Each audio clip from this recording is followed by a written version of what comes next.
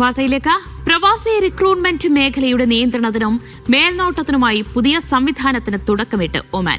ഒമാന്റെ civil association നിയമങ്ങൾ അടിസ്ഥാനപ്പെടുത്തി പ്രത്യേക ബോർഡ് രൂപീകരിച്ചാണ് പ്രവർത്തനം.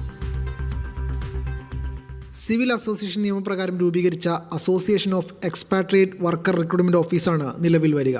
ഒമാനകത്തും പുറത്തുമുള്ള സർക്കാർ സ്ഥാപനങ്ങളുമായി റിക്രൂട്ട്മെന്റ് നയങ്ങൾ ഏകോപിപ്പിക്കും.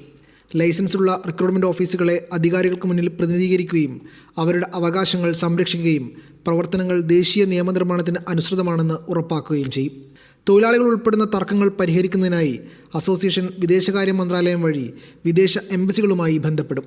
ലൈസൻസ് ഇല്ലാത്ത റിക്രൂട്ട്മെന്റ് ഓപ്പറേറ്റർമാരെ നിയന്ത്രിക്കുന്നതാണ് പ്രധാനപ്പെട്ട ഒരു കാര്യം. ലൈസൻസ് ഇല്ലാത്ത റിക്രൂട്ട്മെന്റ് ഓഫീസുകൾ കണ്ടെത്തി നടപടി സ്വീകരിക്കാൻ അസോസിയേഷൻ സർക്കാർ ഏജൻസികളുമായി ചേർന്ന് പ്രവർത്തിക്കുകയാണ് ചെയ്യുക. ഒപ്പം നിയന്ത്രിത മാർഗങ്ങളിലൂടെ യോഗ്യരായ തൊഴിലാളികളെ ഒമാനിലേക്ക് കൊണ്ടുവരാനുള്ള സർക്കാർ ശ്രമങ്ങളെയും സഹായിക്കും. 2 വർഷത്തെ കാലാവധിയുള്ള 12 അംഗങ്ങളടങ്ങുന്ന ഒരു ഡയറക്ടർ ബോർഡായിരിക്കും അസോസിയേഷൻ്റെ നടത്തിപ്പ്. Media 1, Muscat.